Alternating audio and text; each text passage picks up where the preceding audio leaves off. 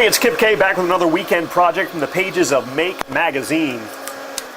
If you do any kind of soldering at all, it's important to remember that you should always do it in a well-ventilated area, and you should have some kind of a smoke absorber or smoke extracting fan like this one. Now, this fan here cost about $100 plus the filter. Well, on today's weekend project, out of Make Volume 19, we're going to build a mini fume extractor that's not only cheap and easy to make, but it's also portable. So let's build it.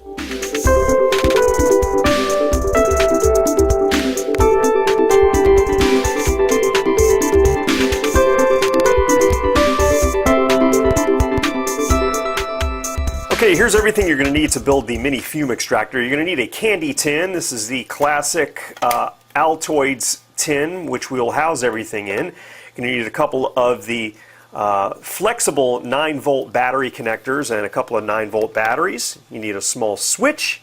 You're also going to need a 7812 voltage regulator. This takes 35 volts and will drop it down to 12 volts. Well, it'll take up to 35 volts. In our case, 18 volts. And a small 12-volt computer fan.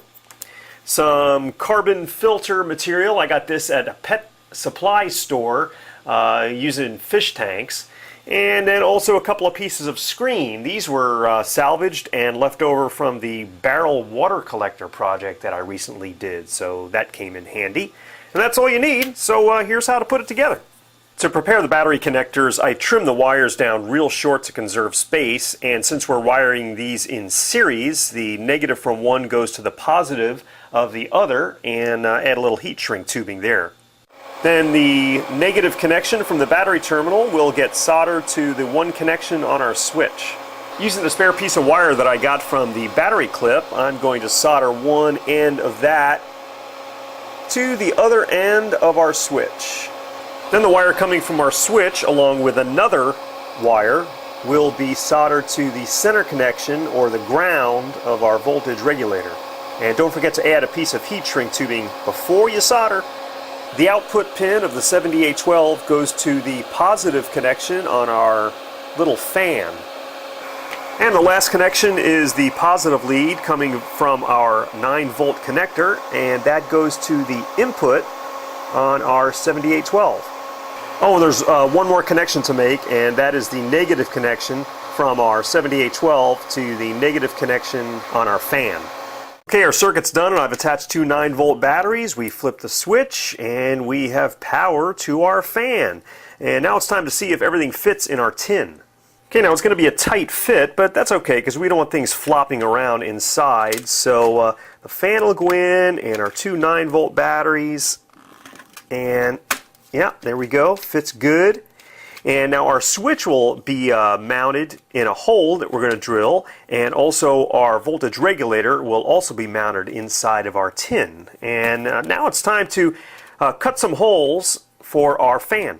The fan's 40 millimeters square, and we want our hole obviously to be smaller than that, so I'm going to just make some small marks with a Sharpie here, and then draw out a square that I'll cut out with a Dremel, smaller than my marks.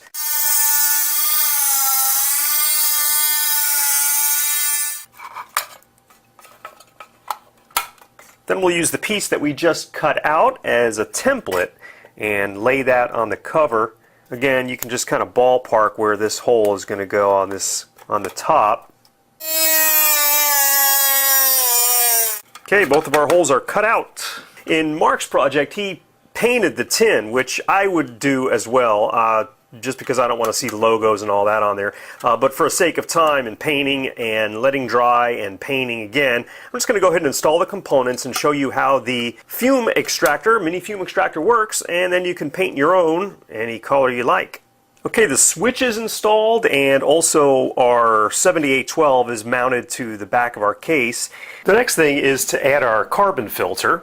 And it's important to pay attention to the arrow that's on the fan as far as the direction of the airflow, because you want the carbon filter to suck the smoke through the fan and out the other side. The thing that I like about these drywall repair kits is the screen material is actually sticky. It's got a sticky paper that comes off, so This screen is going to fit there and stick pretty well, and of course you could always hot glue the screens down.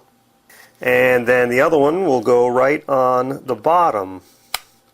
Okay, now it's time for a real world test, so let's heat up some solder.